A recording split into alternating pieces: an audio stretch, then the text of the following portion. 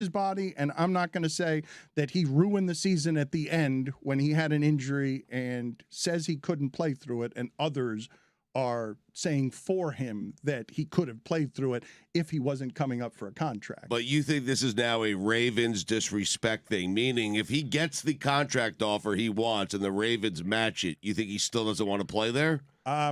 If he gets the contract he wants, but it's with Baltimore. I mean, he's requesting a trade. He's not doing it that way I anymore. know. That's where they were. That's not where they are anymore. We're in the public mess portion of this that quarterbacks are very careful to avoid. Quarterbacks don't want to be the distraction. Quarterbacks don't want the headlines. Coaches don't want the headlines.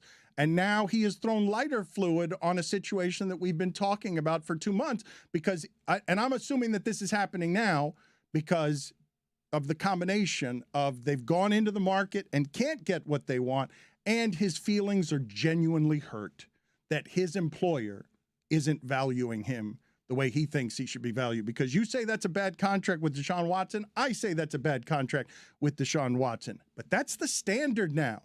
And asking quarterbacks to eat it when they're former MVPs, that's usually not how that works. You got to take care of those players when you're the face and the voice of a franchise.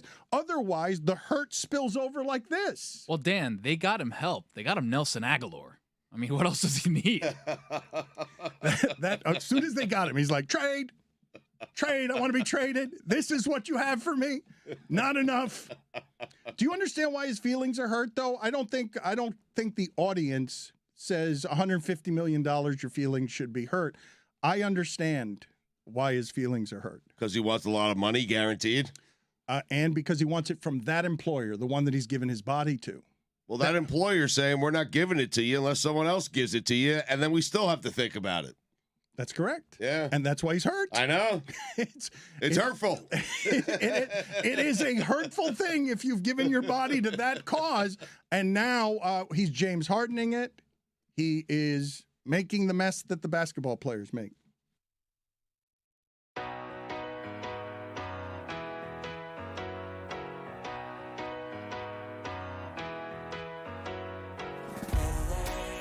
I'll spend all night out in Venice. All right, new game. First person I associate with a sports logo. I like this because it's not going to be embarrassing for me, right? I'm going to recognize a logo. Orlando Magic. Darrell Armstrong. Because there was a Heat playoff series where Darrell Armstrong was killing us, and they were chanting "Beat the Heat," and I was really annoyed by them. So Darrell Armstrong, you are the player I associate with the Orlando Magic. Kevin Clark, alum, would be second. The Orlando Magic, Markelle Fultz. You can't name more than that. Shaq? I don't know. All right, I'm flipping it over now. Penny Hardaway. All right, I've been instructed to look at a logo of a certain team and figure out what player comes to mind first. Wow, the Orlando Magic. First player I think of is somebody that I used to recreate my game after when I was in high school because the Magic were making a run my junior and senior year to the finals. And the first person I think of when I see this is Hedo Turkoglu. Absolute killer, okay? Big power guard, in my opinion. Big power guard that would be able to go out, command the floor, shoot threes, facilitate. I loved Hedo Turkoglu. That's what I think of. All right, so got a logo here. Logo. The Orlando Magic. Scott Skiles. Right? Yeah? Let's see how Taylor tries to make us look bad today. Orlando Magic. Oh, probably Shaq. I mean, it could be Penny. Probably Shaq, though. Definitely Shaq, just because I like Shaq a lot. Best center of all time. That's right. I said it. John Amici. Definitely John Amici. 100%.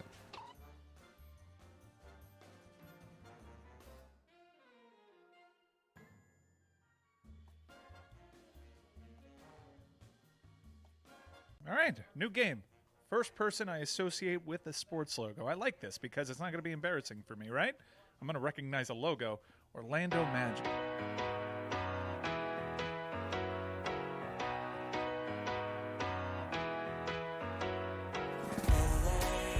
I'll spend all night out in Venice. Then make castles in the sand.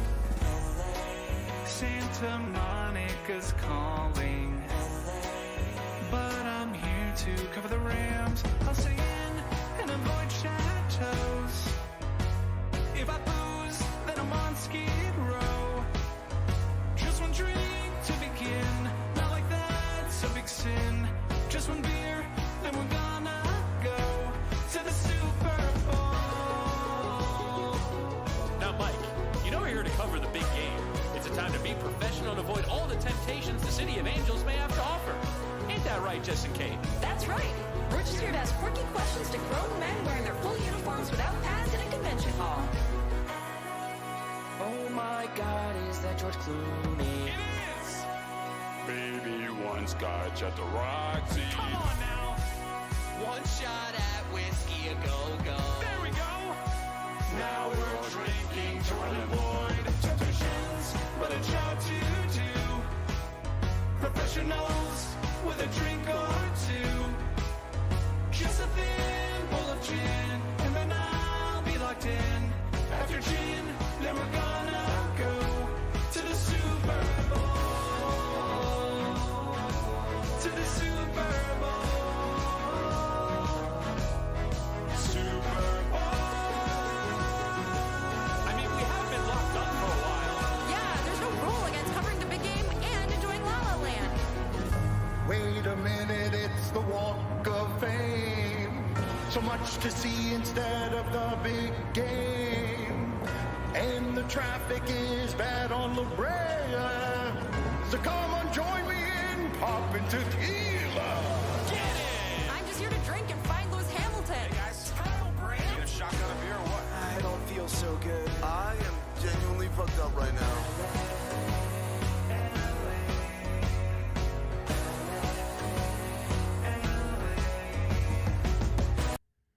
The escalation, Stugotz, of Lamar Jackson asking for a trade says to me, I'm done negotiating over here with Baltimore. I will go on this non-exclusive franchise tag elsewhere and play at that salary, and then I will negotiate my renegotiation there with whoever trades for me.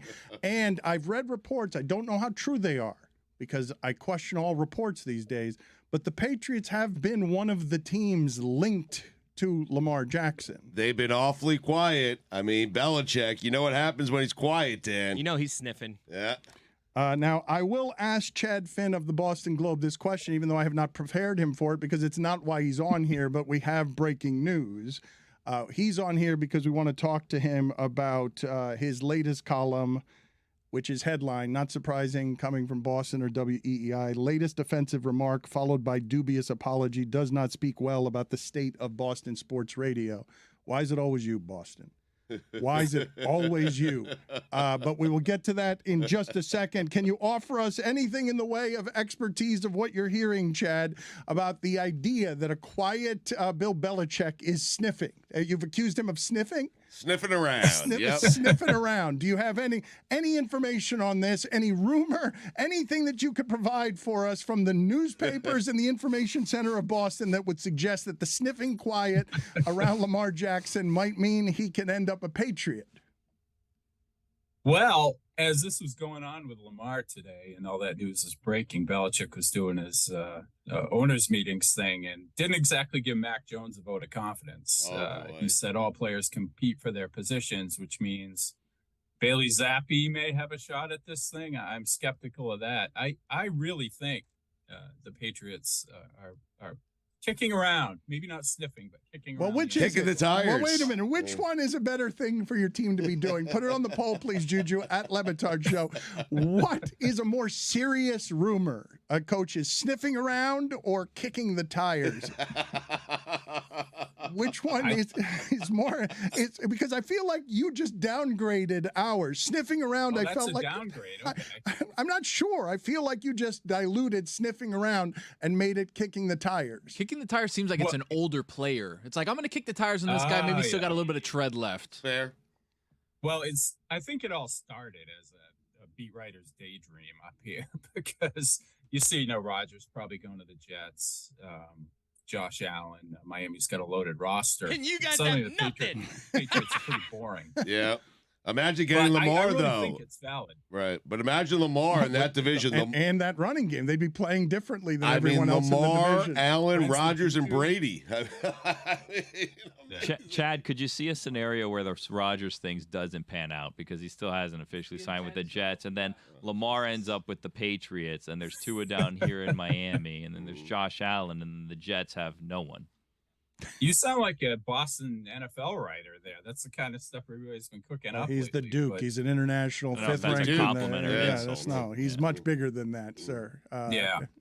I think obviously it could go off the rails with Rodgers at any moment with that guy, but I have Jets fans friends even here in New England who would much prefer they go after Lamar. So if Lamar ended up with the Patriots somehow and Rodgers didn't end up with the Jets, that would kind of feel like a lot of recent Jets-Patriots history where the Patriots come out on the top in the end.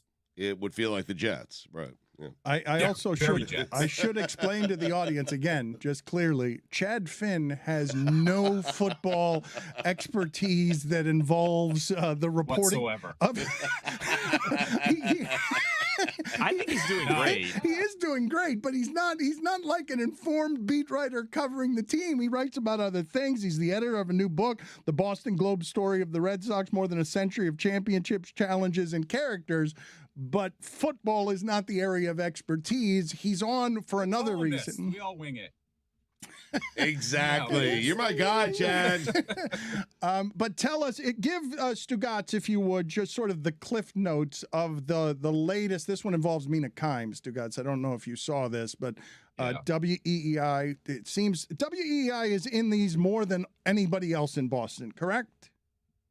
Well, historically, yes, but the real issue here, well, one of the issues was that it's happened twice in about a month here in Boston. We have two primary sports radio stations, and it happened in the afternoon drive show almost exactly a month to the day where this WI thing happened. So it's a trend, and it's a trend that's getting more and more, at least over the last month or so, more compact and more frequent, which is not what you want, especially with the reputation Boston has.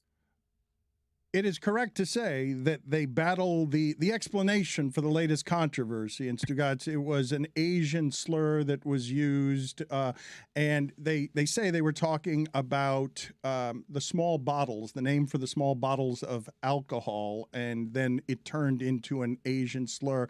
And the defense for the racism was didn't mean it that way. It was just sexism. We confused Mina with someone else, and when we used an abbreviated form of the word nipples, the defense was sexism. But what can you take us? What was the explanation beyond that from the radio station, and why does it keep happening? Yeah, the explanation, they had the guy, his name's Chris Curtis. He's a producer, a host, a producer who interjects a lot and really doesn't add a lot to their particular show. But he interjected while they were discussing those small bottles of alcohol, and because there's going to be a ban on them in Boston, possibly. So he interjected his comment with a wrong person with the initials MK, he says. But in his explanation, which was this meandering thing that took 3 or 4 minutes, which he apologized to Mina from 3,000 miles away a bunch of times, but never actually explained what he meant, never explained if he knew even the slur existed, and didn't explain why the joke about that actress would have been funny. So still left a lot of details there about what was going through his brain in that particular moment unanswered. Why does it keep happening? Keeps happening because the consequences aren't high enough. I mean, 20 years ago, Jerry Callahan and his co-host Sean Dennis on WEI, the previous morning show on that station, once removed. The worst. The worst. The worst. Yes. Yeah, I agree.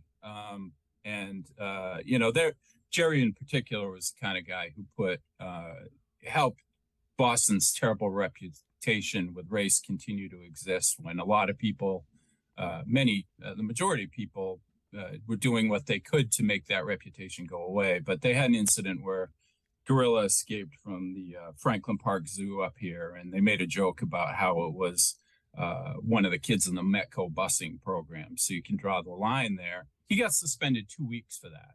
Probably should have been fired. I should have looked this up, but I think it got extended after a little while, and he was gone longer than that. But Curtis this week, obviously not as bad of a, if you want to rank comments like that, it wasn't as bad, but he only got a week. What's his consequence? He's back Wednesday. I mean, should have at least been a month. I don't like to call for outright firing of people, but he should have been gone longer than he's going to be. You mention an absence of consequences. I'll go a step further. I remember in the back and forth, one of many I've had with Boston, when they've said horrible things about my father. I remember that WEEI was affiliated with ESPN, and so I couldn't go back at him.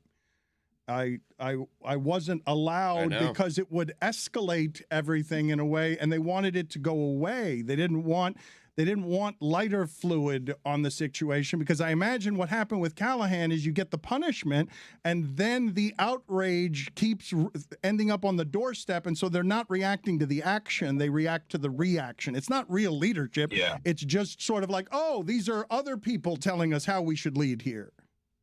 Yeah, well, the other thing, I mean, I struggle with that, going back and forth with them, because they want the reaction. They milk that and get juice from you going back at them and turning into something that they can make into content and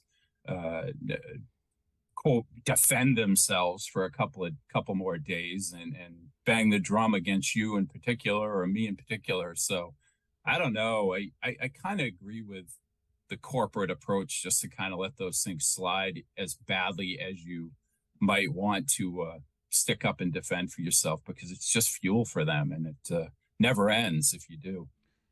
So hiding or not? What cowardice? What? So you're advocating for cowardice, because if you continue to comment and you don't go hide in the shadows, you're just going to make it worse.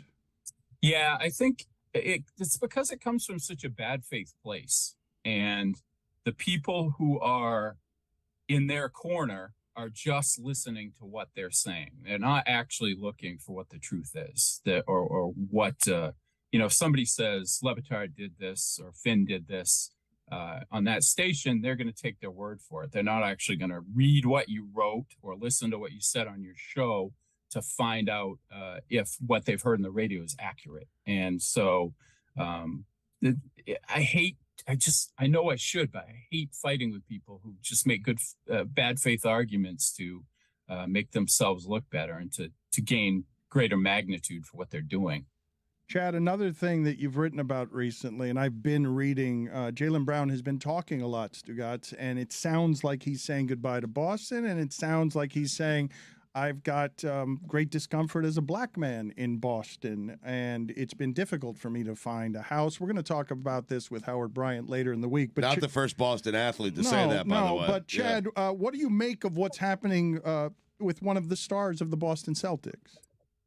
Yeah, Jaylen's such an interesting guy, because he's really smart. He's really thoughtful. He's very private. Maybe that's just because of a comfort level in this market. He also has rabbit ears, and I'm not surprised that this came out this week with the New York Times interview and the Ringer story, because Jaylen still remembers, and he brings it up from time to time, that Celtics fans booed the pick when Danny Ainge took him 3rd overall in 2016, because Celtics fans wanted Chris Dunn, who played at Providence nearby, had a great college career. Jaylen wasn't great as one season at Cal. He shot like 29% from 3, but fans expressed their displeasure in not getting their guy, and Jaylen got off to a bad foot, and he doesn't forget anything. Got off on a bad foot, and he doesn't forget anything. And beyond that, he talked about the percentage of fans that are beyond irrational and kind of vicious and personal. Now, I don't know if I don't think that's strictly a Boston thing. I think he would get that in any market he played in to some degree, where fans insult your I don't know, your personality or your social initiatives or those sorts of things. But all he knows for an NBA city is Boston, and that has happened to him here. But Malcolm Brogdon's always telling these guys, you don't know how good you have it here. He's played in Indiana, Milwaukee, other markets. Another really bright guy, leader in the Players Union, like Jalen is, and he tells Tatum and Brown, you guys have a great situation here. So Celtics fans are hoping, Jalen listens to him, or that the Celtics can offer him a max contract, super max contract, and give him more money than anybody else can. But you're not like me where you're reading these comments, the timing of them, the decision to make all of this public, and feeling that it's not a leverage thing, that he's sort of saying, it's not great here. Like to say that publicly is not going to make it any better there. Yeah, I think it's a combination of things. I mean, obviously there are complications of being a black athlete in Boston, a black man in Boston, because of the history. Bill Russell's time here is well documented. D. Brown, when he got here in 1990 and got slammed down in Wellesley, it was Wellesley or Brookline, got slammed down by cops who thought he was a robbery suspect. Things like that have left a permanent stain on Boston. But I think with Jalen, that's a little bit of a part of it. But I think it's also the fact that he's not sure the Celtics have committed to him. He's gotten really ticked off rightfully at trade rumors where Paul George is available, Jimmy Butler is available, Durant this past off season. It's always Jalen's name that comes up as a guy that's going, and that's frustrated him. And I'm not sure he has complete trust in Brad Stevens and the ownership to keep him around and give him what he wants, and which includes total faith in him. So that's a part of it too. And then I also think he probably seems like he wants to be the 1A on a team and believes that he can. And frankly, the way he's played this season, he probably could. He wants Tatum's name to come up once in a while? Is that the problem? Mix him in at least. Right? It's always Marcus Smart or Jalen, and Marcus clearly doesn't have the cachet Jalen does. Chad, thank you for your expertise in all area except, again, the Patriots, where you're no expert at all. Thank you, sir. You wait until Lamar's a Patriot. We'll talk about it. Attaboy, yep. You broke it. Yeah. See you later, sir. Thanks. Evan McPherson? The GOAT? He's a kicker. I mean, Tom Brady's bed's still warm. Tom Brady just left. You're the greatest of all. You're the greatest of all. He's beautiful in every way. It's out of control. He throws the ball most accurately and 1-7. For real, how do you open it?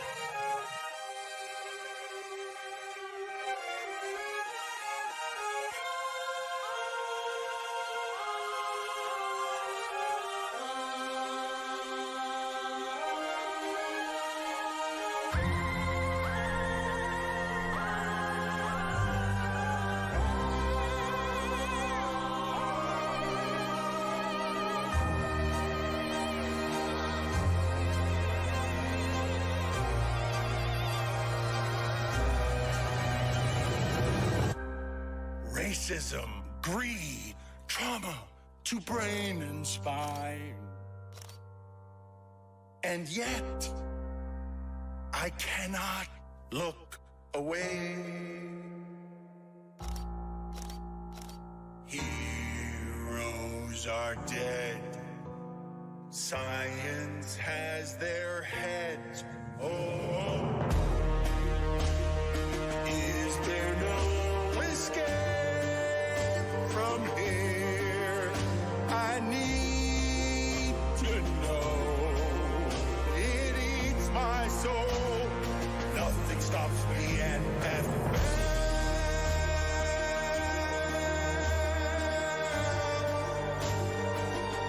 is this heaven or hell? I can't tell. Don't schedule a parade during an NFL Sunday, you idiots. CTE prayer circles. They blackballed the black baller. They tried to end racism by stenciling it in the end zone. Billionaire boys using millionaires as toys. It's all immoral, all unethical. Ooh, the witching hour. Nothing stops the NFL.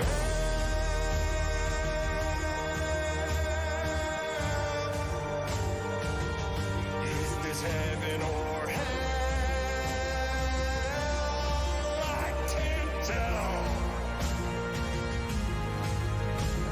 It's Urban and Snyder and Flores and Gruden, but Kyler, but Kelsey, but Cooper, but Canton. It's cheating and tanking and bounties and banking, but parlays, but face paint, but promo, but Bennings.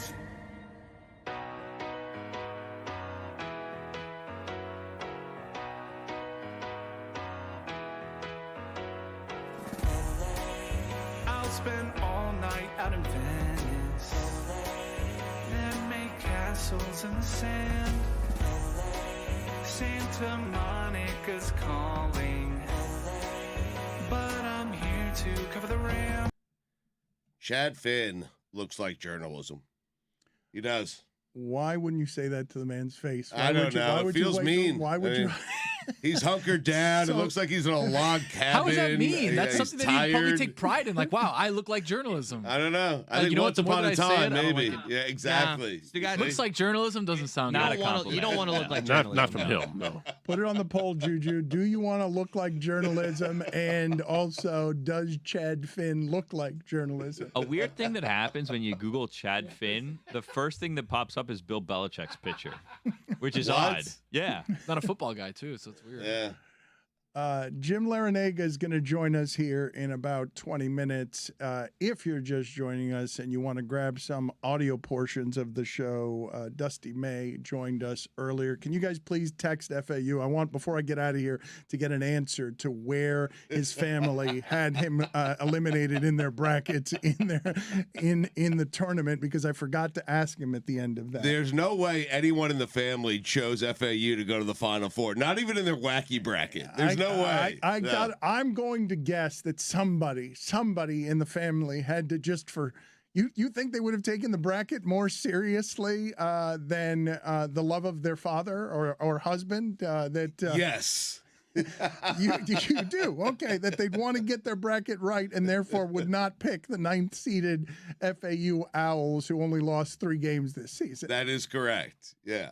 I want to talk to Mike O'Donnell at some point this week MOD. because he's a friend of the show, former basketball player, analyst for CBS. He tweeted out, this wasn't before the season when he tweeted this, because if he did this before the season, this would be impressive. The other night after FAU reached the Final Four, he tweeted, "I've been to an FAU practice. The Owls had one of the most energetic, competitive, detailed, and locked-in practices I've ever seen in my life. Truly not a hot take. This isn't a fluke. FAU deserves this moment." Now, if this was before the season, I'd be like, this guy sees something. If he said it when he walked out of that actual practice. I want to see where Mike O'Donnell had them in his bracket. Right. Because, if this practice was so earth-shattering, why'd you have him getting eliminated in the Sweet 16? He's one of the 37 that have, like, the perfect Final Four. Comes out, here you go, Chris Cody. I just love the idea of back in whenever this was, Mike O'Donnell just having his mind blown by this practice and no one paying attention to it. All you need is one practice, though. You get to tell, hey, this team's special. Like, and look at that. He went to dinner that night and told somebody, look out for FAU this year, and they said, you're an idiot. Shout out Mike O'Donnell. You saw this Look at him before we now. all did. Do we know he said it, though? We don't, Stugotz. We do not. But I really want to examine for a moment, because I had the same reaction that you guys did. When ESPN said only 37 people of the 20 million who participated in brackets had the correct Final Four, I had the exact reaction you did, which is if there are no 1 seeds, no 2 seeds, no 3 seeds left, if it's 4s and 5s and 9, I also said 37 sounds high. How? But it's fewer than 2 in a million 1 million. Still high. But no, it's not. I mean, not really. But FAU's in the Final Four. Yeah, Still insanely high. I don't believe that 37 number. people selected FAU. I mean, I don't believe and that none of number. them are in the coach's family. How many Get of outta these were? here. How many we of don't know these? that yet. How many of these were misclicks? Where they were like, You misclicked 7 times? You look back at your bracket and you're like, oh, I clicked FAU. Shit.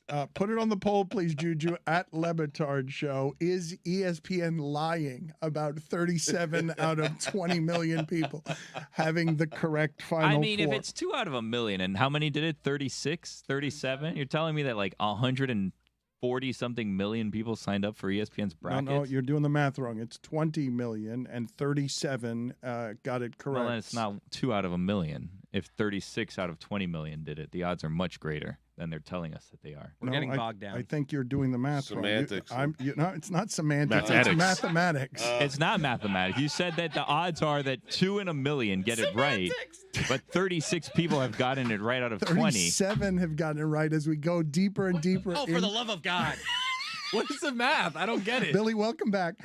So I want to play some sound for the people because the Kyrie Irving experience in Dallas is clearly not working. They lose at Charlotte yesterday. Kyrie Irving went over and had some fans ejected. I've only seen this from the Bovada account, which I believe is not a journalistic account and maybe just making a joke. But the Bovada account is saying that he had them ejected for chanting that the earth is round. Kyrie Irving, before we get to the Kyrie Irving sound, because he reacts to this sound, Luka is telling you he's sad. He sounds sad. He was having so much fun when the ball was always his. And Kyrie's actually playing very well. He is. He's one of the most efficient players in the league, Stugotz, but he's taking some of the usage rate from Luka, and Luka's not happy basketball-wise and otherwise. Listen to how sad Luka sounds. This season hasn't been what we think it was going to be. It's really frustrating. I think you can see it with me on the court. I don't feel it's me. I'm just being out there. I used to have really fun, smiling on court, but it's just been so frustrating for a lot of reasons, not just basketball. What else is going on? I don't talk about my private life. Okay. Just a lot going on. I can relate, man. Just a lot going on. Kyrie's going on. I mean, was that him, like, in the middle of that, realizing, oh, no, everyone's going to think I'm talking about Kyrie, so it's just like, I got a lot of shit. It felt like that was just kind of like, oh, no, in the middle of this. Everyone's going to know that the reason I'm not smiling is Kyrie. I just said, in what isn't my first language, I'm not me out there. I'm not smiling. Everyone's going to assume it's Kyrie, and then you just pivot all of a sudden to saying, and I've got other things going on, and it's a good move. I mean, he may have other things going on, but if he doesn't, it's still a good move. And then, of course, what do we have to do now? We have to ask Kyrie about Luka's comments. Yes. I don't want to misquote you here. You said, like, that's the first time you've seen Luka or explain that he's been open or expressive about it. Yeah, I'm sure he's had some private time to acknowledge it, but when he acknowledges it in the public eye, I think it's usually suppressed emotions from a long period of time, and he just wanted to get it out and get off his chest, and I'm proud of him for, being honest and open. We obviously talked about it in the locker room briefly, but for me, again, I've said throughout my whole entire year, this past year, of just really paying attention to the human element. The wins and losses come and go, but the kind of nitpicking of judgment of what's going on when someone says I'm having human emotions, and then it goes to what's the blame or who's to blame, and then it starts pointing fingers, and that's the aspect that I don't enjoy about this sport at all. Like, because there's a human element that goes into this where we perform every single day. This is a 24/7 job. I don't think people realize that at times that are not entrenched with us. But I'm grateful that he was honest, but we just got to help him and support him as best we can. And I've been going through personal things myself as well. And we just got to really put our arm around him as a brother and as a human being. And as humanity, we should care too. The wins and losses will come and go, but I just want him to be okay and at peace. So. they're so cute. Why is I hate how confused he is by it. He's like, I just don't like how you guys react to how we play on the court. It's like, yes, We react. Yep. Like, he's just so like, I don't like the part where you guys get mad when we do shitty. And Like, he has some things going on as well. He's taking a shot at Luka. It's amazing. No, he's not taking a shot. at Luka. Listen, when do we stop saying, like, Kyrie, one of the most talented players we've ever seen in the NBA? All right, got it. But everywhere he goes, Dan, that team loses. Except for when they won the championship. No, they were losers until LeBron decided to come back there. When he hit the shot. The biggest the shot only in the reason he history was of the in sport. that position to hit that shot was Is because of he's great LeBron at James. basketball. No, he's not. Yeah. Is there anyone you want talking on your behalf less than Kyrie, by the way? Those comments by themselves. Stugotz. Those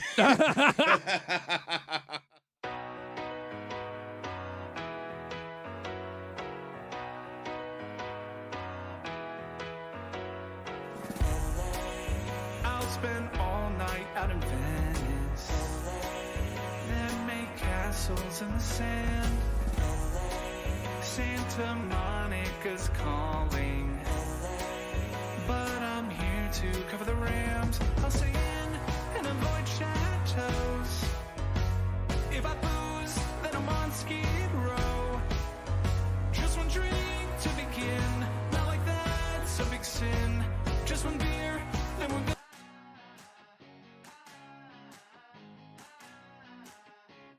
My suitcase is currently in the custody of American Airlines. Only the people from Austin. Yeah. Go. A lot of things are happening right now. People are running all over the place. I'm doing we're doing a documentary kind of thing. You know what I mean? Liddy, come here. My nose is constantly running here. We're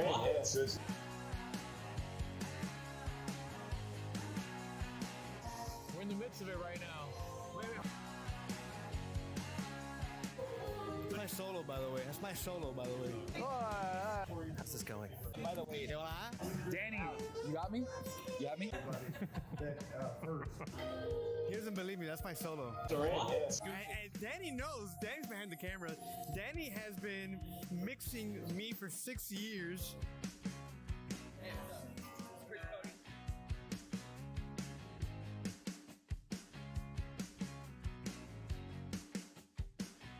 Oh, you hear that? The GOAT? Oh, this is our song. This is our song. Our soulmates at 5 Hour Energy sponsored March Sadness, so what we're doing is trying to figure out what we actually need. He always puts me loud. It's my dog. I just did a Michael Jackson kick there. Yeah. Right there. Put it lower? Yeah, lower. Why? So you can talk into it though. Bend down. Yeah, talk into it like this. So this is his back area right here is mine. They want me to stand right there whenever I want to make it. Yeah, that's my mark, right? What I'm going to do is I'm going to walk back and forth like a stand-up comedian. Barbecue is the best thing I've ever had in my entire life. It's so delicious. I want to bathe in barbecue sauce. I love it. So as we're talking, I'm just going to kind of talk to myself and do my own show. So we were warned once because of how loud he was going, and they said you have 5 more minutes, and then you got to either get out of here or he has to be quiet. So what I did, like any great producer would do, I left. That is the genius of Stugotz at work. Boo, Chris Cody. I have to pay you to wear a quarter zip-up sweater like that. To kill me, death. No money. Keep it. Am I really fat? Do I look fat or am I good? Thumbs up? So, sort of fat. Yo, so. By the way, the sexiest thing I've ever seen Chris Cody do is sing the song.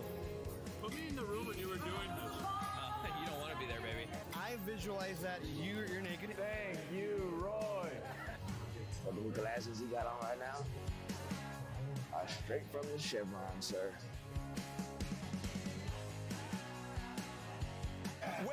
Wait. Remember that moment forever. Chris Whittingham, stop looking at the numbers. What's the deal with airplane food, huh? I didn't think that you were going to share that. I have this mic on that Tony and Lewis put on me, and then I forgot that I had it on, and then we were going to the bathroom, and I realized, oh crap, I'm wearing a microphone. So I go to Tony and Lewis, like, did you guys hear that? And I'm like, you have to ask Danny. And I asked Danny, did you hear me peeing? And he just smiled, and I was like,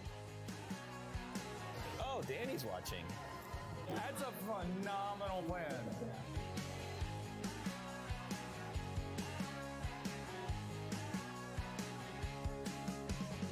Get the fuck up on stage!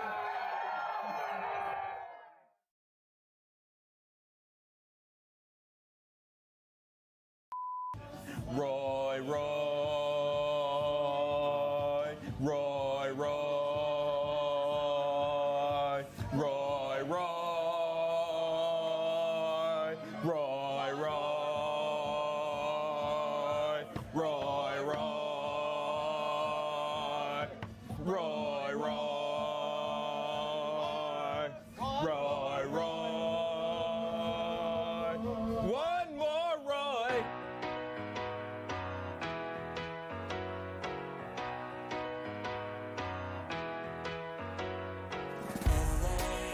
I'll spend all night out in Venice, then make castles in the sand. Santa Monica's calling, but I'm here to cover the Rams. I'll stay in and avoid chateaus. If I booze, then I'm on Skid Row. Just one drink to begin, not like that's a big sin. Just one beer, then we're gonna go to the Super Bowl. Now, Mike, you know we're here to cover the big game. It's a time to be professional and avoid all the temptations the City of Angels may have to offer. Ain't that right, Justin Kane? That's right. Rich here to ask quirky questions to grown men wearing their full uniforms without pads in a convention hall. Oh my God, is that George Clooney? It is! Baby, one scotch at the Roxy. Come on now! One shot at whiskey, a go-go. There we go! Now we're drinking to avoid temptations, but a job to do. Professionals with a drink or two. Just a thimble of gin, and then I'll be locked in. After gin, then we're gonna go to the Super Bowl. To the Super Bowl. Super Bowl. I mean, we have been locked up for a while. Yeah, there's no rule against covering the big game and enjoying La La Land. Wait a minute, it's the Walk of Fame. So much to see instead of the big game. And the traffic is bad on La Brea. So come on, join me in popping tequila. I'm just here to drink and find Lewis Hamilton. Hey guys, need a shotgun of beer or what? I don't feel so good. I am genuinely fucked up right now.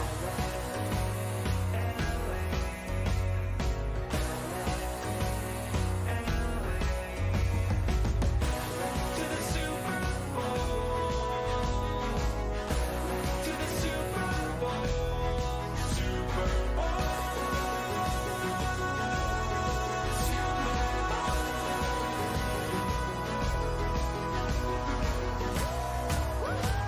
Let's do another round of shots. One more round.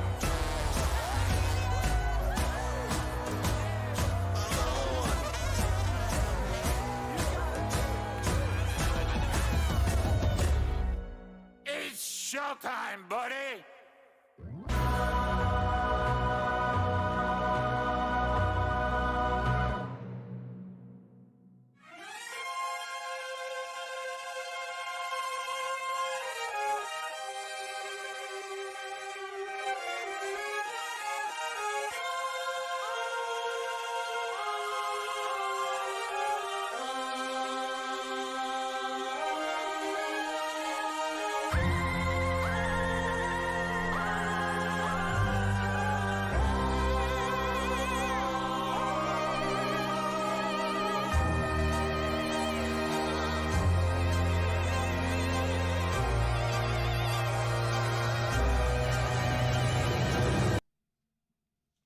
Start up.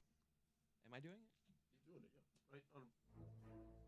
it? It is time for Stugotz to share his game notes.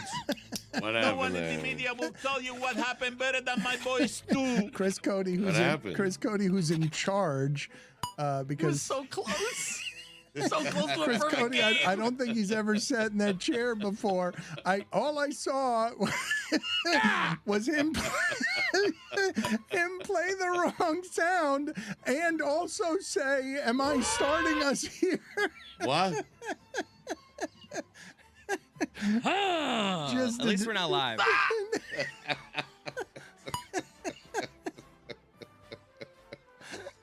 We're having fun. What are we doing here? We're doing weekend observation. Okay. That's why the music is still playing. Weekend observations brought to you by Miller Lights. 96 calories available for delivery. Dan, once upon a time, they were a major part of the college basketball landscape, winning 4 national championships since 1999. Tate George, Donyell Marshall, Jim Calhoun, Ray Allen, Richard Hamilton, Kevin Ollie, and of course, Jake Voskuhl. They went away for a while. They did. But after blowing out Gonzaga and advancing to their first Final Four since 2014, Dan, make no mistake about it. Favorite. The Yukon Huskies. What happened there? They are back. I'm excited about the Huskies. Are you? No. Speaking of back, on Thursday, the fastest game in the world returns. Baseball.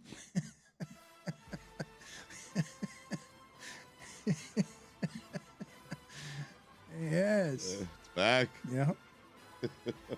Also, speaking of back, LeBron James. That's right. Just in time. That's right. After seeing the LeBron James of foot specialist and having the fastest recovery, according to him, ever, according to doctors. Yep. Dan, you know what the M in Dusty May stands for? Miracle? March. Oh, yeah. Even better. Come on. Find for me before the end of the show today, please, who his family had in that bracket. Speaking of finding things, has anyone found Mercedes Lewis yet? Find them! The missing piece. Need an answer before we get out of here. I texted FAUPR. It's the weirdest text I've ever sent. Hey, it's Billy from the Dan Le Batard Show. Weird question. When Coach was on today, we asked when his family eliminated FAU. Any chance he can get us that answer today before the show's over? Is there any reason we don't use phones anymore? Just call them. Call them. Pick up. It's embarrassing. Talk to a human being. It's a busy time. So text them. Yeah. Gonzaga. They're not even going to understand that because you didn't say brackets. They're not even going to understand the text. To be honest with you, it was a lot longer, but I'm reading on air, which is always dangerous. So I'm like, let me just get to the point so here. tough reading no on one's going to double check me, but double checked. Gonzaga. Do it in the tourney. Just trying to make sure everyone is as prepared as I am for opening day on Thursday. Jan Gomes is a Cub. So is Eric Hosmer. This will be fun. Yes. Haas. We're going to discover all sorts of baseball players in new uniforms. Adam Sandler won the Mark Twain Prize for American Humor. Did I miss something on Twain? The H in humor is one of the things you missed there. But how about Twain? Did you know he was like a laugh a minute? I mean, put it on the poll, Juju. Was Mark Twain a laugh a minute? It's the best award in comedy, I think. But why? I'm asking. Did I miss something on Twain? Mark Twain did write funny things. Okay, if you say so. American Airlines pilot. I don't know what happened to me there. Reading. Oof. Rough one. American Airlines pilot trying to sell me on a credit card that gives me 50,000 bonus miles with a personal story of his dad getting the card, buying a pack of cigarettes, and getting a free round trip to Hawaii. Pilot, do me a favor. Fly the plane. Heaters. The Big Island. Aviator MasterCard? Yes. Yeah, I don't need my pilot to be a salesperson or a storyteller. He for was that all matter. in. Don't need your parents' story. Oh, my God. Mark Few. Forget about advancing. Congratulations on surviving. He made it. Justin Turner. Red Sox. How about that? That is amazing. Chicago's O'Hare International Airport. When you land, you are halfway to your destination. Fix it. Dan, I've been on the tarmac longer than I've been in the air. That airport is so giant. It's ridiculous. And it drives over a bridge. Have you seen that? You're like driving down the street and a plane comes over you on a bridge. Place is crazy. You got pilots selling you credit cards.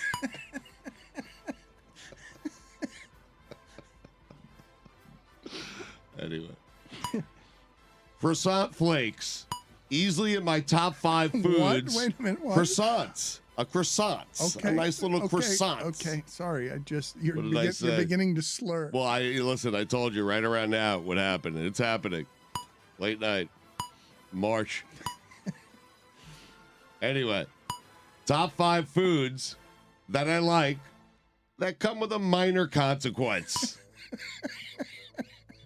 I get what you mean now. The croissant flakes. I get them on the top when you crush them. If it's too flaky, it Yes. gets all over your All over your pants, clothes, everywhere. yes. Yeah, but it's delicious. Was it a confusing premise for you? No, because I didn't understand what he said at the beginning. I was like, what are Croissant croissants? is number 5. Yes, of course. Number 4, Cool Ranch Doritos. Bad breath for days. Put it on the poll, Juju. Do Cool Ranch Doritos give you bad breath for days? Also, does Roy have bad breath? No. Number 3, ice cream. There you go, Chris. Shits the entire next day. You're lactose intolerant? Dan, I've told you before, I'll tell you again. It's not ice cream unless I'm shitting the entire next day. Put it on the poll, Juju. Is it not ice cream unless you're pooping the entire next day? Number 2, Cheetos. Orange fingers. And number 1, funnel cake. With the sugar all over the pants, you know? It's a good It's list. delicious, though. Yeah, powdered donuts also, or beignets are tough there. Yep. Mike Moustakis. Colorado Rocky. Really? Moose. Jarring. It is jarring. Boston Bruins. Just so we're clear, your historic season means nothing if you don't hoist the cup. The Bees. Brandon Belt. Dan. No. Get ready. No. Get ready. No, he's got to be with the Giants. He's a Blue Jay. No. What? No. Trying to get you ready. He's been with the Giants for 400 years. Yeah. Don't know about you, Dan, but I'm not going to rest until Jim Larinaga gets his much-deserved statue in whatever building the Hurricanes play in. He deserves it, and I'm not going to rest until he gets one. Same way I haven't rested since Dwayne Wade hasn't got one. How about that? No, you said you wouldn't rest if he went to Cleveland in making sure he never got one in Miami. Does he have one? He does not. I got UD that section this weekend. We will ask Larinaga whether he deserves a statue in about 20 minutes. Isaiah Wong, odd name. Top 5 odd names in sports history. I'm just pointing out odd names. That's all. I don't know what you're doing. You're making faces. You're doing this, that with your hands. I'm just pointing out odd names. Isaiah Wong, number 5.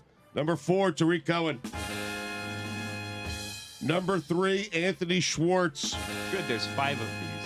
Number 2, Dean Windass. Good one. Number 1, Khalil Green. No, Dick Trickle. Oh, I forgot. Milton We're Dick Bradley? Paul. Yeah. Real upset. Watch out for the Warriors. Joey Gallo is a Twinkie. He's a Twinkie, Dad. Last week I told you the Panthers signed Adam Thielen. When did Joey Gallo become a Minnesota Twin?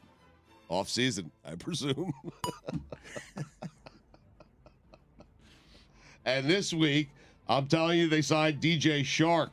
What did I tell you, Dan? Things are starting to happen in Carolina. Kansas State, Michigan State, one for the ages. I get goosebumps when Bill Raftery starts talking about someone's ticker. Raft. By the way. It's Chark, by the way. He's not an animal. Whatever. If Raft says you have a ticker, you know what you have? A ticker. Dan. I don't even. What does that mean? He talks about people when they have Never heart. mind. He says they have a ticker. I know. I understand. The kiss. Yeah. Dan, you know what Jim Spanarkel is? An unusual name. He is college basketball. He's a lifer. Put it on the poll, Juju. Is Jim Spanarkel college basketball? Ben DiNucci did what Ben DiNucci does. FAU has kind of blown up the experienced guard play theory. They have no experience. Yet here they are 2 games away from an Natty. Lefty jumpers just look better. FAU men's basketball is one of the great mysteries in the history of sports. FAU motto, defend paradise. If your definition of paradise is a bunch of gated communities and a cheesecake factory, then I guess FAU is indeed paradise. Going to be interesting to hear how Dusty May explains his way around leaving paradise. Dan, you know what the F in FAU stands for? I do not. Final Four. Did someone inform the 4 kids from Harlem on Kansas State that the Manhattan they were going to wasn't right up the road? It was in Kansas? Something to ponder. They tricked them. Yeah. Kansas State coach Jerome Tang. At least you didn't make it about yourself. Jose Abreu is an Astro. Dan, you know what the J in Jordan Miller stands for? I do not. Jim Nance's tie. If the Canes win the national championship, the rings should have John Ruiz's face on it. Put it on the poll, Juju. If the Canes win the national championship, should the rings have John Ruiz's face on it? A confused nation watching FAU take on the University of Miami a week from today. Very low ratings on that game. For all the marbles, collision course. The Bruins have 119 points. What the hell? Yeah. Speaking of hell, Art Briles. Dan, those are the weekend observations. Evan McPherson? The GOAT? He's a kicker. I mean, Tom Brady's bed's still warm. Tom Brady just left. You're the greatest of all time. You're the greatest of all time. He's beautiful in every way. It's out of control. He throws the ball most accurately and won 7 rings. So good at backing. He's meant to our decade teams. A 6-round draft pick with a chip on his shoulder and a dimple on his chin. You're the greatest of all time. You're the greatest of all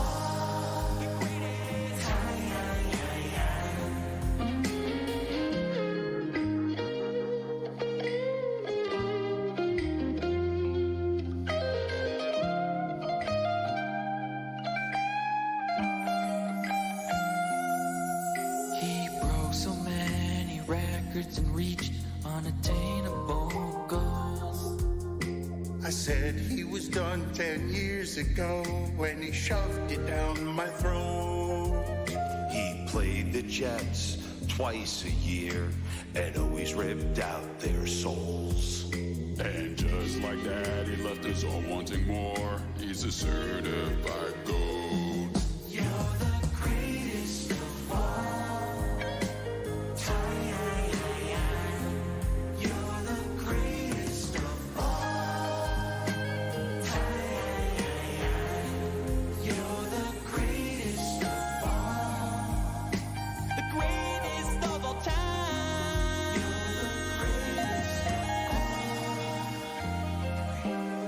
The greatest of all time.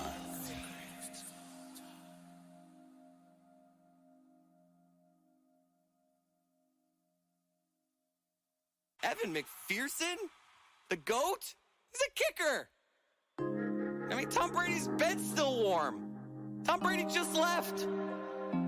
You're the greatest of all time.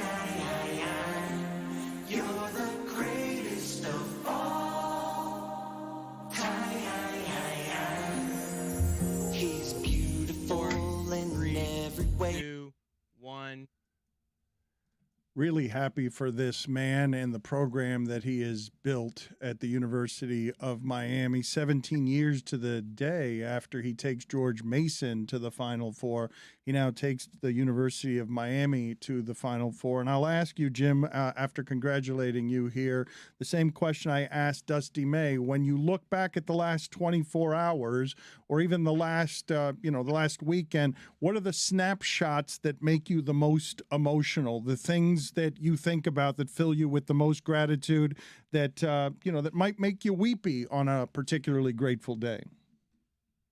Well, I would say the first thing is watching my team celebrate on the podium with the Midwest Regional Championship trophy.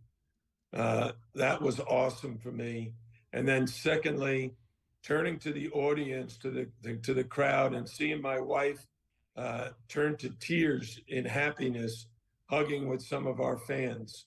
So it's just thrilling to have won the Elite Eight and be in the Final Four. It's exciting for our university, for our athletic department, and all of the people who have supported us throughout my 12 years at Miami. If I make you choose, Coach, what was more impressive? And I make you choose, beating Houston or coming back against Texas? Because that Houston team, you dragged them, and they're great. But what was more impressive to you? You got to pick one. Well, we wouldn't have got to Texas if it wasn't the Houston performance. We played great from start to finish, but nothing compares to a team being down 13 points in the second half, knowing that the Final Four is on the lines, to come back and finish the last 5 or 10 minutes as strongly as we did. And Isaiah Wong, Nigel Pack, Wooga Poplar, especially Jordan Miller, the way he played, in Norshad Omier. That's our starting five, and they hung tough down the stretch and delivered the win. Coach, when you're down 13, I'm interested in this from a coaching perspective. When you're down 13 second half, is there a small part of you that starts to doubt? Well, it's not starting to doubt. It's really about talking to my coaches. Okay, what adjustments do we need to make?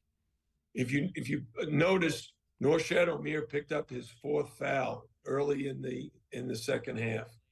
So we had to go to a smaller lineup, which we had not done, moving Jordan Miller to the 5. And you never know how that'll turn out. They could have dominated us for the next 3 or 4 minutes while we rested Norshad. Thank goodness those guys really not only hung tough, but they cut the lead from 13 down to 8. And then when Norshad came back, we were able to go from 8 down to 4. And I remember at the timeout when it was 72-68, I asked the players, just look at the clock and see what the score is and realize this is a very close game, games we've been in throughout the season. Let's finish strong. True or false, the Poplar butt dunk changed everything. Yeah, that was very clever on his part. You know, he's a tremendous athlete. He had a great game. He did so many things well. Probably the biggest contribution that Wooga made, maybe beyond the dunk, was guarding Rice. Sir Jabari Rice is such an incredible scorer. And Wooga shut him down in the second half. I'm floored, Jim. I'm floored by his improvement. I don't know who you have had in your career who's improved more from first year to second year, but that guy looked scared at the end of the last season, and you yanked him out of a game, and his improvement has been a marvel to watch. Give me another guy that you say, yeah, I've seen an improvement like that. Yeah, like Isaiah Wong did it. When Isaiah Wong was a freshman, he was 6'2", 160 pounds. Now he's like 6'4", 184, and just very, very strong. But he made a huge leap between freshman and sophomore year. If I tell you before the game, Coach, you're going to go 2 for 8 from 3, and Texas is going to shoot well, and they're going to make 10 threes, you're going to tell me what happened in that game. Yeah, well, we shot 64% in the first half, and we're down 8. That's a real concern because we're very good at attacking the basket. And then once the defense starts to, clog up the lane, then we're good at making threes. We couldn't get a 3 off. Their defense was out there pressuring us way out, full court at the half court line, denying passes. So we had to attack the rim, and we did a great job of that in both halves. Didn't answer my question, though. 2 for 8. I tell you, before the game, this is how it's going to go. They're going to shoot well and make 10 threes. You're going to go 2 for 8. No, they only made 7. They made 7 in the first half. I'm talking about for the game. Okay, for the game, they made 10. I understand, but what if I tell you before the game? If he told you before, that would happen. This is how this is going to go. He doesn't like these scenarios. He doesn't like the hypothetical. You give me this hypothetical situation. You don't tell me, how many turnovers there were, who got the rebounds, what did we shoot from the field? Right, you're so who's right. in foul trouble. Yeah, you leave out all the important details. One category, 3-point shooting, and expect me to analyze the whole game. Because 2 for 8, Jim, Danny's in the Final Four. I understand, but 2 for 8, like I wouldn't have thought. You guys, one of the things I was saying earlier in the show that I've been so impressed by, you guys have won every way. You won against Drake, and it was full court pressure. You won. You couldn't get inside against Indiana, and you can get inside on most people. They were the ones who ate at the paint and got the free throws. You've made it with shots from the outside, and then you go 2 for 8 and you win. Like every single way, you've beaten teams however they want to play. And that's the way you get to the Final Four. Hey, you don't play great in every game. You don't play great in every half. You don't shoot the ball great. And when we beat Houston, I told the players, this is a 2-point shooting team. They're going to make some threes. And at halftime, they'd already made 7. I said, that's fine. We don't have to worry about that. They're not going to continue because it's not their game. We got to, if a team is a really good running team and you don't get back on defense, you're going to get beat. But if you're really good at converting back to defense and take away their fast breaks, that gives you a much better chance of winning the game. And with these teams that we've been playing, they score much more from 2 than they do from 3. And so we've had to take away the 2-point baskets as well as we could. Coach, I don't want to get too far ahead of ourselves, but if a week from tonight it is Miami and FAU playing for all the marbles, do you think the nation is going to be confused? Hey, this Final Four is anything but conventional. Connecticut, yeah, they've won national championships. San Diego State, FAU, the University of Miami in the Final Four. What is this, football? I thought, Jim, your season was over in the tournament against Duke when Omier went down. Were you concerned? Because were you concerned that your season might be over right there because of how important he is? Yes. We can't really play up to our capability without Norshad's rebounding ability. We're not a great rebounding team, but he helps us stay very competitive on the boards, both offensively and defensively. And when he sprained his ankle, it was going to be up to Sam Johnson, our trainer, to get him well. And Sam and Norshad was in the training room 10 hours a day. And that enabled him to get back and play against Drake. And once we had him back, I thought, okay, we're in good shape now. Have you ever seen or had a player at his size with that strength? No, not with his strength, not with his competitive spirit, not with his jumping ability, and not with his desire to get every rebound. He is one of a kind. Did you think he had fouled out? Well, I certainly didn't think that he fouled. I thought the guy came underneath him And I was happy the officials conferred and got it right, because he went straight up in the air and the guy just came underneath him. You're the only team to have been to the Elite Eight the last 2 years in the country. Explain to me what that means. Well, one of the things we talk about all the time as a player, as a coach, as a program, is the mark of your success is in consistency. If you can repeat things time after time. Hey, guys. Yeah, I know you got to go. I have to get off. I know you got to go, Coach. I'll just leave you with this stat real quick. As Busy you go. guy now, Dan. Final four. Over the last 25 seasons from OptaStats, there have been 134,377 instances of a Division I player taking at least 20 total shots, field goals or free throws in a game, NCAA tournament or otherwise. Jordan Miller is the only one to make every single one of those shots. You've called him the most underrated player in the sport. If you did not know that stat, I just wanted to share it with you. Well, thanks very much, guys. And I told you, this guy is a great, great player. At least it was a short one, Coach. Statue. They should build a statue for him. See you later, Jim. I'm on it, Coach. Thanks, guys. Statue. That's the kind of enthusiasm that will be pouring around Glades Road. Hey, what was that? Thought everyone was going to join it.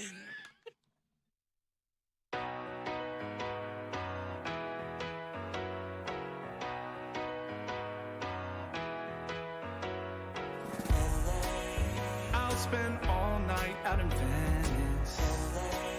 Then make castles in the sand. Santa Monica's calling, but I'm here to cover the Rams. I'll stay in and avoid chateaus. If I booze, then I'm on Skid Row. Just one drink to begin. Not like that's a big sin. Just one beer, then we're gonna go to the Super Bowl. Now, Mike, you know we're here to cover the big game. It's a time to be professional and avoid all the temptations the City of Angels may have to offer. Ain't that right, Jess and Kate? That's right. We're just here to ask quirky questions to grown men wearing their full uniforms without pads in a convention hall.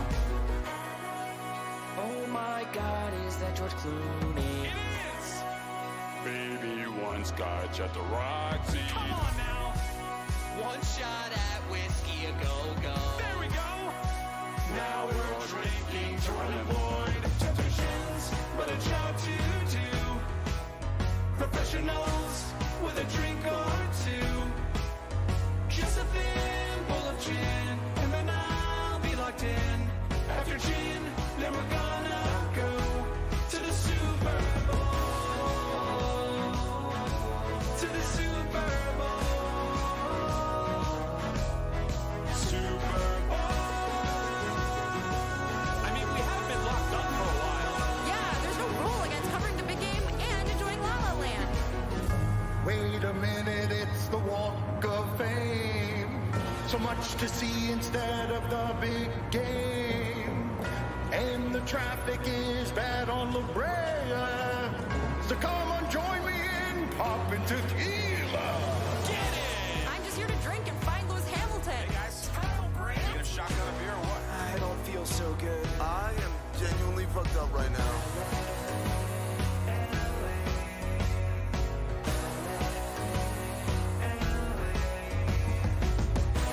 To the Super Bowl.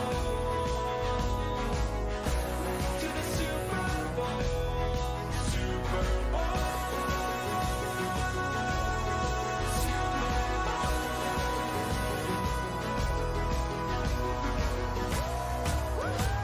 Let's do another round of shots. One more round.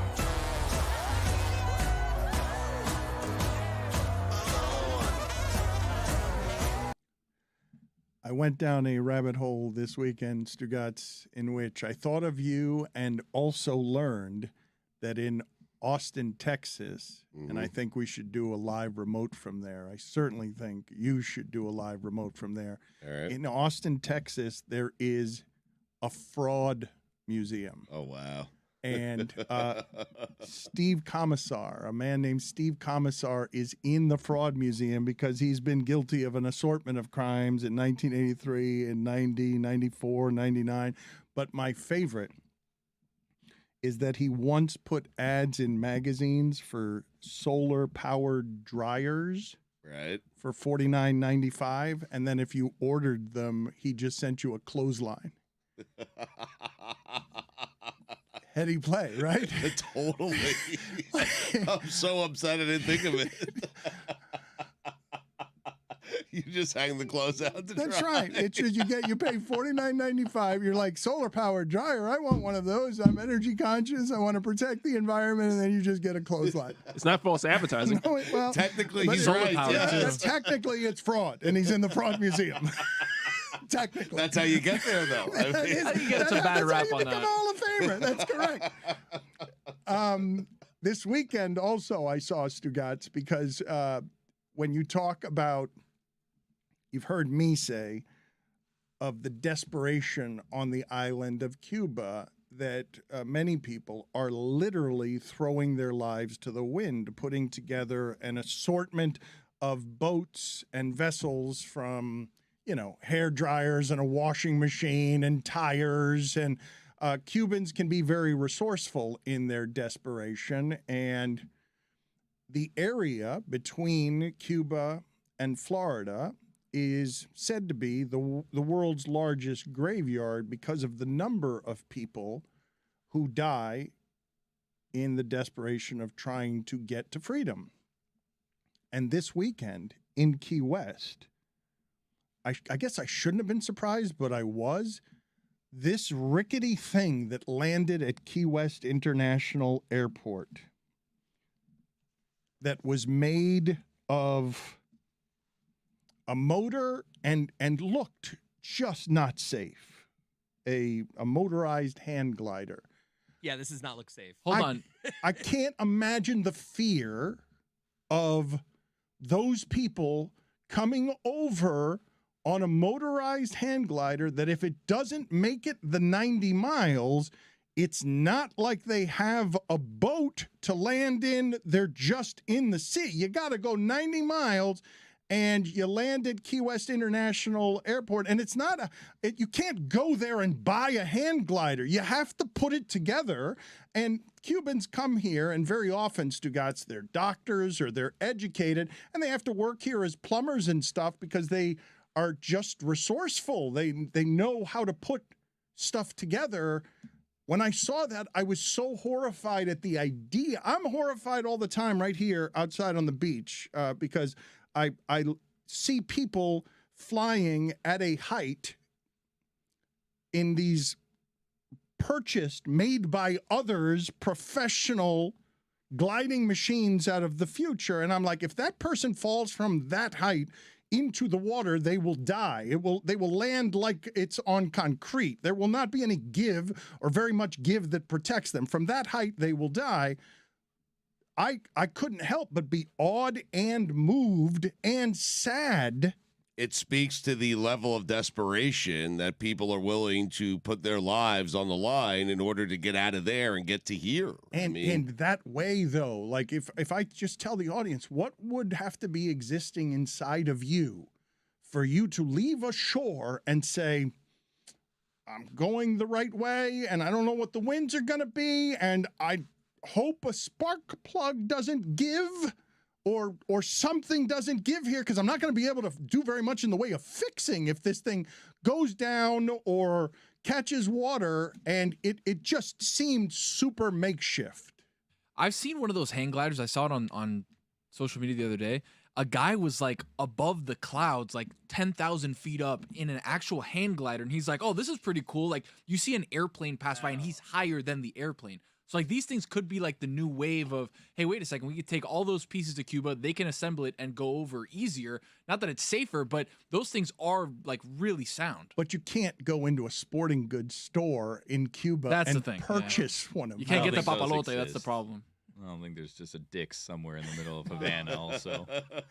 That you have to form that however it is that you form that. As far as makeshift goes, though, this seems like a pretty solid You know, it seems like a pretty That one looks solid mode of sturdy, transportation. yeah. Would you get on it? No, I mean, no. Now you've gone Me, too though, far. it's different, I mean, it seems pretty solid is really easy to say from the comfort of that particular chair.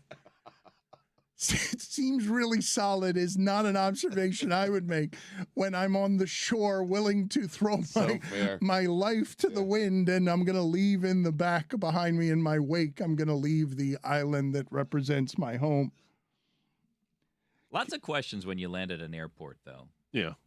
Not that I'm second land at the guessing where airport. you land. Obviously, I mean, you see a runway, you think that seems like a safe place to land. But you can land that thing in a driveway. I would think soft landing, honestly. I'd be looking for soft places. But if you're gonna get away, sand? there's lots of red tape beach, at an maybe? airport. I think Not a place you want to land. Yeah, not if you're. Oddly, Yeah. yes, right. What a tremendous second guess by you.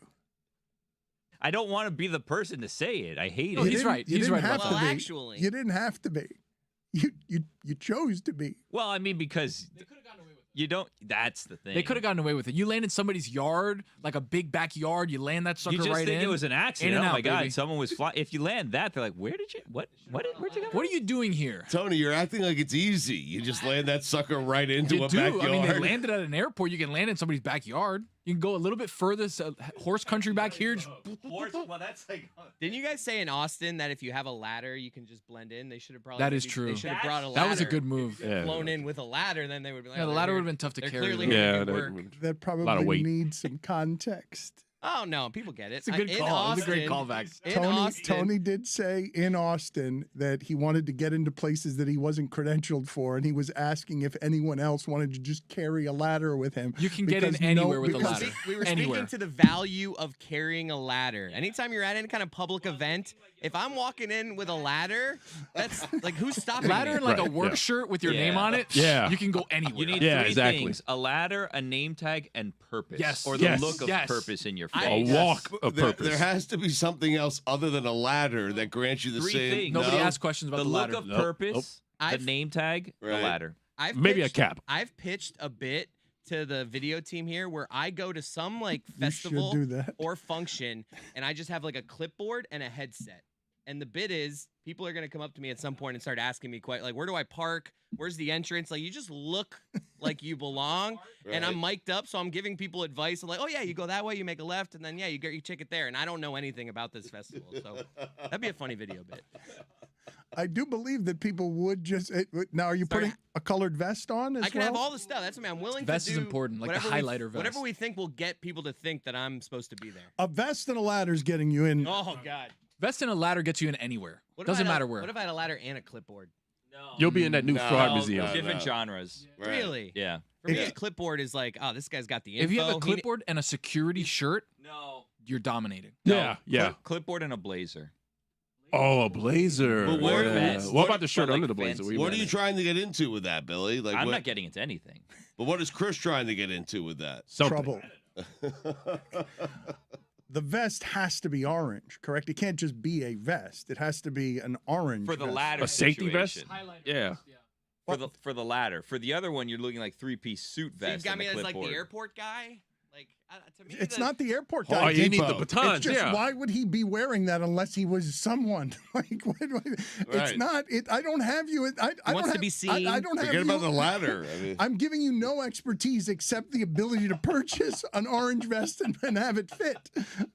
And even there, if it was too tight, which it might be with you Wow. and me Fat joke. and me. and I me. tried to look supposed right to past it. I have a new Ooh, grift. wow. I have a new grift that I think you I'm could in. try. Chris, well, you haven't even heard it Nah, yet. I'm in though. I like it. I have another grift after your grift. Okay. Couple of grifts All right, cutting it all up. right, you all go. right. Let's Couple of save, grifters. save your grifts for the post game show. Just save them. I want to hear. I want to hear your grifts, but just save them for the post game show. What a tease. Tony's always going in on grifts. Team player. He just was No, like, I get what Billy's doing, and I like it. But I like the cut of his jib. You haven't heard, I like the cut of his grift. You have not actually heard what it is. Doesn't matter. Okay. Whenever there's a good grift, I'm kind of in. I'm sniffing around the grift. I like it. I like Tony because Tony knows, you know what? I'm not gonna get to the places I want through like actual Conventional means. Exactly. Yeah. I have to get it. I gotta get it out the mud. Exactly. You shouldn't be agreeing with what he's saying. No, you know what? But he's right. I have to get it the hard way. It's a realist. My parents always told me, "Pa la buena o pa la mala," and sometimes I have to do the mala. Just get in there. Just get in there. Terrible parenting, by the way.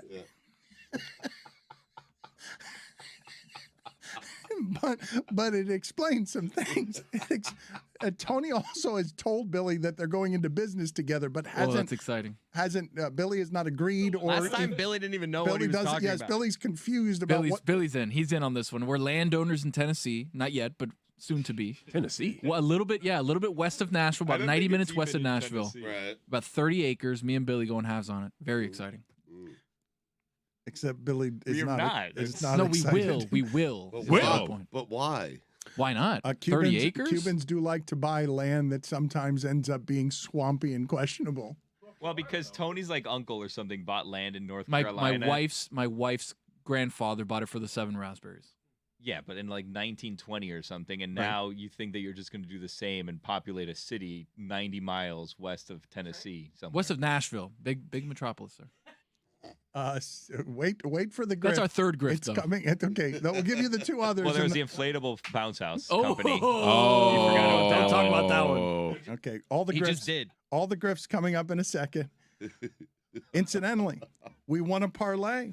We won, and not a small Not a parlay. small one at all, Not a Dano. small. We had Miami. It was just a homer parlay. It had no expertise in it. It was just the Miami basketball team to beat Houston with the men's basketball team with the women's basketball team. Both of them were upsets. I think that was plus 914, which is a was a big monster.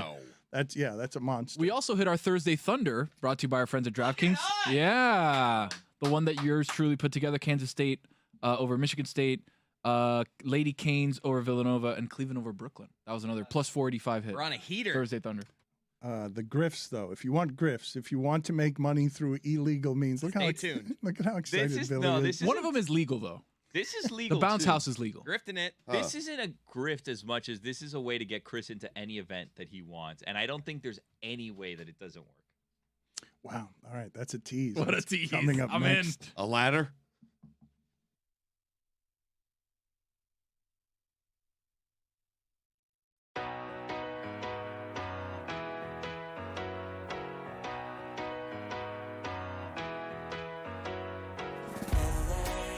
I'll spend all night out in Venice. Then make castles in the sand. Santa Monica's calling. But I'm here to cover the Rams. I'll stay in and avoid chateaus. If I booze, then I'm on Skid Row. Just one drink to begin. Not like that's a big sin. Just one beer, then we're gonna go to the Super Bowl. Now, Mike, you know we're here to cover the big game. It's a time to be professional and avoid all the temptations the City of Angels may have to offer. Ain't that right, Justin Kane? That's right. We're just here to ask quirky questions to grown men wearing their full uniforms without pads in a convention hall. Oh my God, is that George Clooney? It is! Baby, one scotch at the Roxy. Come on now! One shot at whiskey a go-go. There we go! Now we're drinking to avoid temptations, but a job to do. Professionals with a drink or two. Just a thin bowl of gin, and then I'll be locked in. After gin, then we're gonna go to the Super Bowl. To the Super Bowl. Super Bowl. I mean, we have been locked up for a while. Yeah, there's no rule against covering the big game and enjoying La La Land.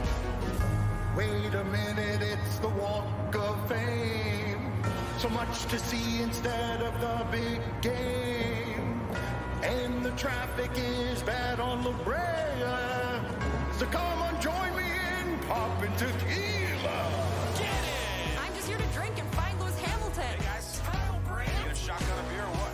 I don't feel so good. I am genuinely fucked up right now.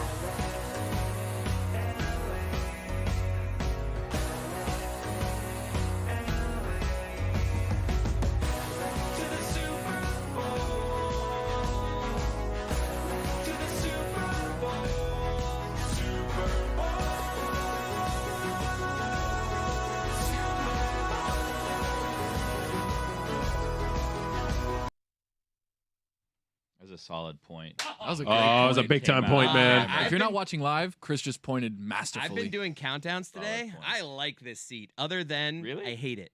Yeah, I was gonna say that. Because I actually despise it because it's just a lot. When you but played the stat of the day thing instead of weekend obs, it was incredible. the way it works is, see, I know, like, by far my worst mistake of the day becomes like the funniest moment of the day. That's why You can't lose. I always win. Kid can't lose. But Son of a mother. I do. There's pros and cons to this seat. But overall, when things go well, I like this seat. When they go poorly, don't like it. Right. Interesting. Go figure. Anyway, Makes sense. back to grifts. This isn't a grift. It wasn't. I mean, I think I called it a grift, but it's not a You grift. oversold it? It kind of is. So, like, you were talking about ways to get into anywhere that you want to get into, right? And you have the ladder, and then you had the clipboard. This is specifically for like a community function or a live event. Okay. Right? And you need to have access to certain things to make it happen in this particular scenario. But I don't think that you will ever not be able to do it. Right? So, like, you want to go to, like, the fair, or you want to go Be there? to, like, wherever. The fair. What about the Renaissance Festival? The Renaissance I don't know Festival why is you would wanna perfectly go to that. fine. Yeah, I'm not why? a big Why? Ren guy, but it's going on. Cosplay? It's Mike topical. Fuentes went. Yeah, it's, Going as that's a a whole knight. nother story. Yeah. Oh, wow. So this is what I think you do. It's a two-person thing, right? Two-person gig? It's a two-person con. There's the one person and then the other person. That's how two-person cons work, right? One person is dressed in a mascot outfit, and the other Of their person choosing? is the handler. Well, official mascots are better, right? Because I feel like if you were to show up at the Renaissance Festival as Billy the Marlin, and I were to show up and say, "Hey, Billy the Marlin's here. Like, where do we go?" You walk right in, because who's gonna think, "Wow, Billy the Marlin, Sebastian the Ibis, whoever." Bernie. Like, exactly. The obvious thing here is that it would be a clear knockoff, right? It'd be like I was on like Well, if Times Square, like one of those sad, clearly not Elmo. Like this is clearly couldn't be further. The fat Spider-Man? Yeah, like You're like, wait a second. A key to this is well, the Spider-Man's funny. A key to this is it has to be as close to the real thing as possible. So you can be like, "Hey, Mickey Mouse is here," and they'll be like, "Okay, come right in." Like, "Yeah, sure. Like, we'll figure out where Mickey has to go. Go in that way. Talk to Phil, whatever," and then they'll tell you where to go. Speaking of Mike Fuentes, and maybe he should come back in here for Nah, this. He's got some wide range. Nah. He's one weekend he's at the Renaissance Festival, the next weekend he's at Ultra. I mean, this guy's got some range for the life he can live. Right. No, Defend he just yourself. popped in. No, don't let him come on. defend Defend- himself. Let me no, get to no. my grift first, Last and then time we he can was maybe on break. the air, to my understanding, led to an apology. So you can go. Oh. Okay, Whoa, wow. wait a minute. Oh. Talk to anybody have no idea what's going on. Sorry. So my grift is this. Wow. People respect in parking spots and in parking lots, people respect a cone, a singular cone. If like you have just a random cone in one parking spot, people are not going to park there, even though you can just kick it out of the way and just park there, right? Here's the thing. Doesn't Dan do that move here at the not to give away his Maybe. grift? Maybe. Dan's parking spot here just has a cone in front of it sometimes. There was an Aston Martin parked in his parking spot one time, and I was trying to figure out if he like upgraded his car. That's just Tuesday. Yeah. That's the Tuesday car. There was a Maserati in there last week. I thought he bought a new car as well. That's Thursday. That's Thursday. So if you take a cone with you and you put it in the trunk of your car, and if you like a certain parking spot at your apartment complex or a Publix or whatever, you just put the cone there, and then you leave, and then when you come back, the cone's still there. I would You just not- always carry a cone with If you. I'm driving through Publix parking lot and I'm about to park, if there's a cone blocking one spot, I'm just gonna go to the next one. Exactly. But it's your cone, and nobody will move that cone. I'm willing to invest in a cone. What if you just spray paint on a parking spot reserved? I feel like people don't respect that as much. No, as a people don't cone. care about that. No. A lot of people look at it and be like, "Ha, reserve this." Back in. But if you put the cone, I'm going to try it at my apartment complex because I have, they're not like numbered spaces, but you just kind of can park wherever. But if I put a cone there, will the maintenance people move it? Will they be like, "Oh, maybe Greg put this here, maybe Fred put that there"? I don't know. But you got to respect the cone Do when you you guys see it. get a lot of guest spots? Like, do your Roy? My you have a apartment makes me house. pay for it. It's a dangerous game. Like Sad. I have a house, but like I also have like this like for guests to park and stuff. There's like parking lots. Community lot I don't kinda? like the community. What's going on in my neighborhood? Too many people doing things too often. Okay, we need more parking spots. I don't like it. It's just too much. Well, at my apartment complex, the whole first floor is all like guest parking, but you have to pay. But their What? grift is this. So once you get underneath like the covered parking, your service goes away, right? Because it's a huge concrete building, 28 floors or whatever. So you get in, you can't connect to like the pay by phone app. So you have to leave, get up to where you're going to then sign into the pay by phone app. By that time, the guy's already got you a ticket for $45 on your windshield. It's the most incredible grift. Speaking of grifts, that's the grift right there. Apartment complexes that have people that do the meter maid stuff, get out of here. Yeah, like, absolutely terrible. I want to interview one of these people. Okay, I want to be like, hey, you know your boss. You could just tell your boss that everybody paid their ticket. You don't have to write tickets. You could just hang out in your car, be like, hey, everybody paid on time today. It was great. A beautiful day. Nobody did anything. What are the jobs that make people the most angry? Like tow truck drivers. Tow Yeah, truck, tow truck meter drivers. maids. An interview series on those type of professions where we talk to the people that you hate. The people behind the window at the tow truck facility is yeah, that's Special breed. bad. Like liar, liar. He's like, I'm taking this. It's a random callback, but it was a funny scene if you do know what I'm talking about. Bulletproof window for a reason. The meter maid though, get out of here. Get out of here. I'm on to you guys. I'm on to you guys over in Dayland. I know what's happening. I know why. I know why the service is bad. I know why you just wait for people to get out of their cars to put the ticket there. $45. You know what I did one time? My brother-in-law came over. He got a ticket because 30 seconds from leaving where the parking lot is to getting to my apartment, he got a ticket. I told him, rip it up. It's fake. It's a fake ticket. It's a fake ticket. It's not a county ticket. It's a guy who sits there and writes tickets. It's a fake ticket. Throw it away. A fake and nothing's ever happened. How long ago was this? Months ago. This is how I 8 handle months jury ago. duty. That's Christ almighty. Wow. It just never happened. I didn't get it. What? What letter? You got to prove I got a letter? How? How do you know I got it? What's the penalty for not going to jury duty? Does anybody know? Exactly. I probably don't know how many jury duty situations I got out of because my dad has the same name as I do. So they went to him? They probably went to him. Yeah. Your poor dad's had to go 10 times to jury duty, and you're like, yeah, exactly. Are you guys all doing as terrible as I am in your brackets? Like, I know we're all doing bad. No one had this Final Four, but in terms of like where you rank, Billy in our second chance bracket had FAU in the Final Four, I think. I did. So Hashtag DK are you partner. like in the top of any? Like I'm like No. 79th I'm out of 42,000th. 80 I'm like 79th out of 82 people in one pool I'm in. So it's good. They should give a prize for Like your last XFL place. one. Yeah. We're in the XFL thing with Mike, and anytime Chris Cody joins it, he's automatically last place. I've just joined it because twice. he's horrible at it. I've joined it twice, and I had to eat the KFC double down. chicken Why do you sandwich, do which is that if delightful. you don't watch or like the XFL? You just say no. The bug will get me like because it gives me something to like check in on. It's like something like, oh, I'll play this and now I can check the box scores and see how I'm doing. But I've come in last place every time, so now I'm never playing again. And the punishments are like you chug a beer, Chuggy. do a shot of alcohol, and like I wasn't drinking one day, so I'm like, oh, the food one is eat this double down, and it is a monster sandwich. Yeah, it's a big sandwich. Have you still not drank this year? Yeah, I'm totally super clean sober. And we went to Epcot this weekend. Oh, me and Lewis and really? a couple of people, and Oh my I was God, completely you went to sober. Epcot and didn't drink? Yeah, I was completely sober. What were you doing at Epcot? Living. Not drinking. Did he Not take his drinking. kids? Unbelievable, man. I don't Yeah, he believe took you. his kids. Oh, I don't the believe family you. trip? It was a family trip. Yeah, we were gonna invite you, but you were out of town. You were. I don't know where you were. You know what I've learned? I don't know. It's controversial. What's that, Billy? Your kids are great. Other people's Thank kids, you. horrendous. Right. Other people's kids no, are terrible. No, Lewis's kids, to be super honest, Lewis's kids are awesome. He has Vinny, who's his youngest, who was born in August. The kid didn't make a peep the entire day. Great kid. Leona, Sierra, all the kids, they're great. Are you shouting them out like they're listening? No, well, I mean, I'm just saying, like they're. It sounded like you they're were good setting up kids. for a butt at one point. No, Yeah, no but- butts. Okay. No ifs, ands, or buts. But- I haven't met Billy's kid yet. Obviously, I've met your two daughters, so There was an and. A plus for them. My A plus daughters. My daughter's a maniac. Billy's got like 11 dogs. That's it's like fine. whatever. Okay, goodbye. Hey!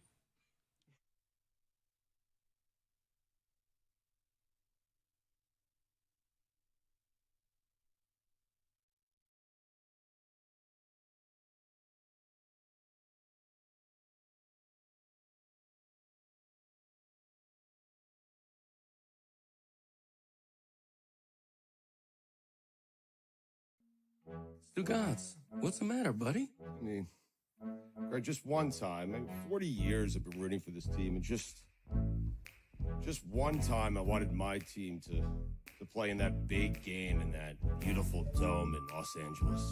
Dome? What about the elements? Back in my day, we didn't play in a dome. Let me tell you, back in in my day, we considered football to be an honorable game. We didn't have to pass the ball every single